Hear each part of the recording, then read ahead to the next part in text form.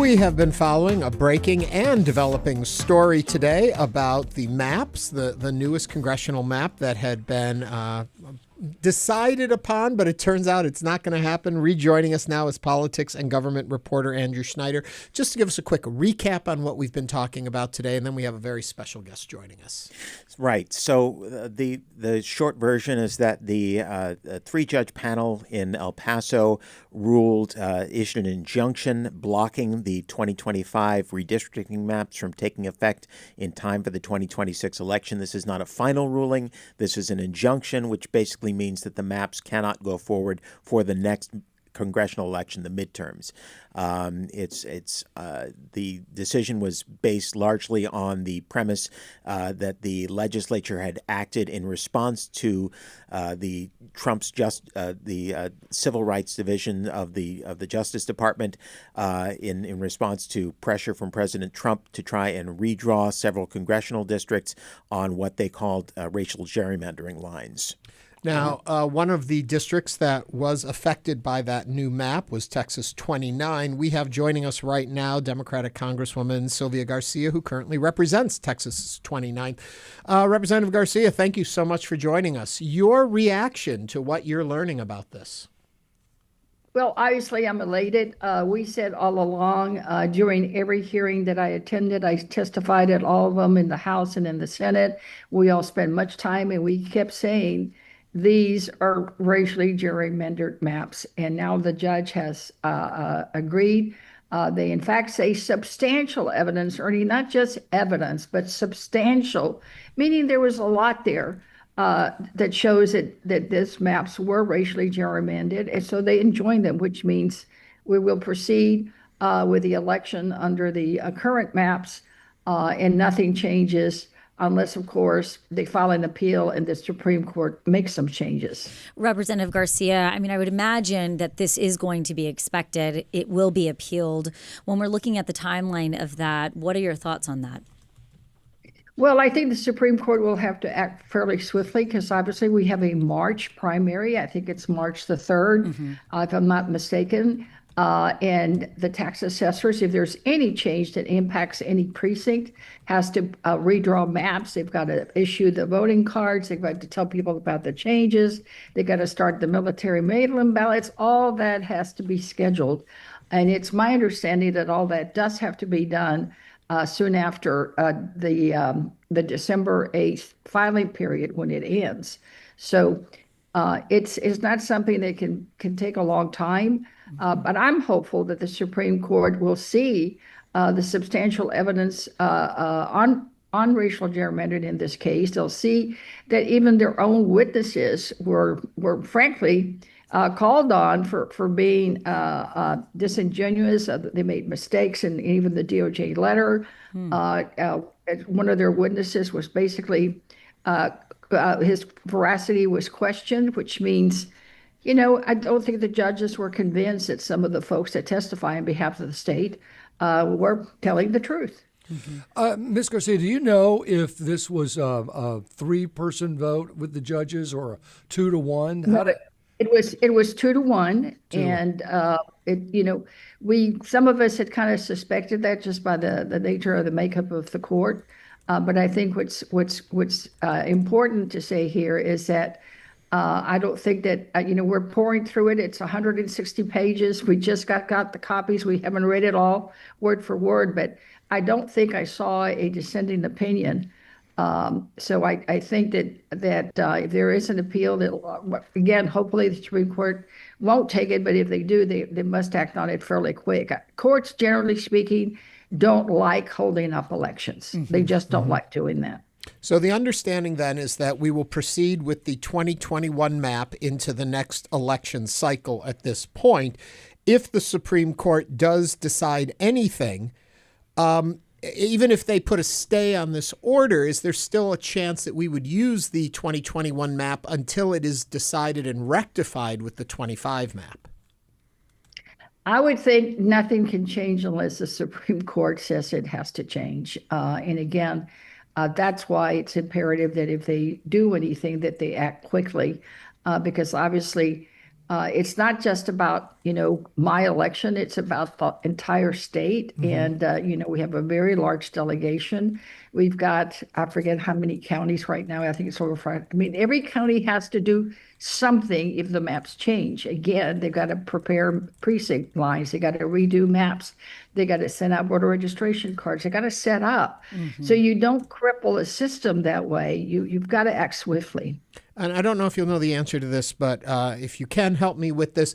So the order, what we have is that these maps, according to these judges, were done along racial lines. Are they saying re-explore and redraw the 2025 map, or are they saying this map is no good, therefore nothing happens? I mean, I will read you exactly what they're saying. I mean, This is a direct quote. Substantial evidence shows the Texas racially gerrymandered the 2025 maps. Here's why. And they detailed why in 160 pages. Right. Now, I haven't had time to read all 160, but I've kind of gleaned a lot of it. And it looks like they went into some detail talking about individual expert witnesses and calling to question their veracity, calling to question their memory, questioning the DOJ's inaccuracies and misstatements. For example, in my district 29, they called it a coalition district. It is not. District 29 currently is not a coalition district. It's a Latino opportunity district. What they did was dismantle it and made it into a coalition district, exactly what they were intending to eradicate. So they kind of just, it's interesting to read because they kind of are saying, so we don't really know why you're bringing this up, because it's not really what you said it was in the letter. And more importantly, the law that you're relying on isn't even law that applies in this case. So, it's, I've been a judge, I've been a lawyer when judges are not happy with you. It looks like these judges were not happy with some of the statements that were made in front of a court. And remember, lawyers are officers of the court. You're expected to be truthful. You're expected to state accurate facts, and no judge wants to be misinformed.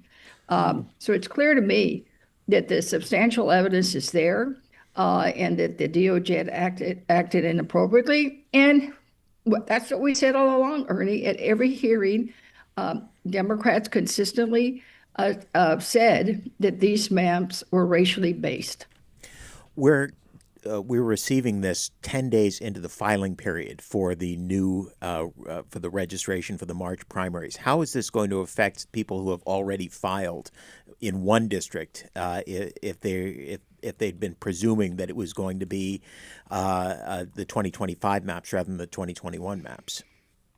Well, I don't know anyone that has filed for a district in anticipation of. Some of us, like myself, I've already filed because mine is 29 and it's state 29. It just has different geography. It changed 70%, but the number remained the same.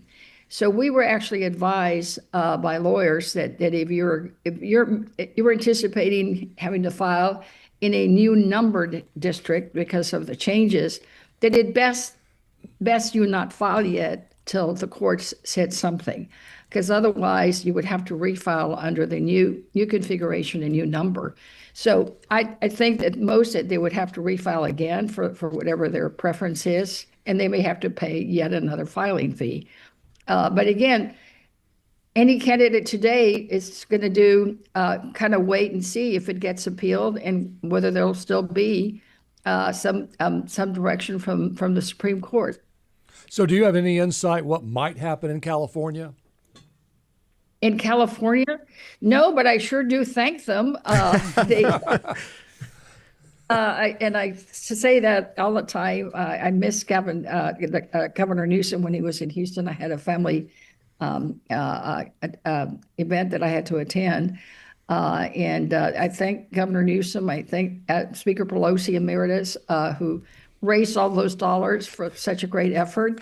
I think they're facing a lawsuit now that some of the detractors and the naysayers have filed.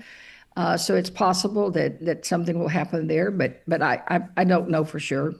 So if the movements that are going on in other states because of what happened in Texas, and we look at California as one of the primary examples of it, if those move forward, then we are shifting the balance in the U.S. House of Representatives.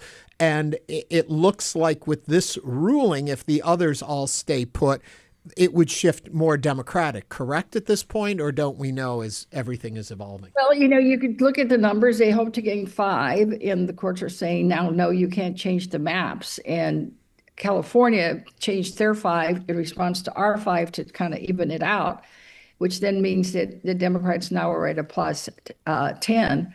But I expect Florida to change maps, and I think those will change to favor the Republicans. So bottom line, it's still early to tell who makes the net gain. To me, the losers are the voters because it's going to get so confusing. This is very chaotic. And to do this every time there's a new person in office based on election results is just not what the intent was under the Constitution. One person, one vote is that it's to protect the voter. So the voters get to decide, not someone in Washington at the White House dictating. Because it's obvious, the other thing that was obvious just from all that I've read in the opinion is that, Thank you, U.S. We're at the White House. I mean, it clearly came from the White House. We always argue, but now we know it's true. Yes, thank you, U.S. so Representative Sylvia Garcia of Texas 29th Congressional District. Thank you for joining us on Hello Houston. And Andrew Schneider is Houston Public Media's politics and government reporter. Thank you so much for joining us today. This is a developing story. You can find more at houstonpublicmedia.org.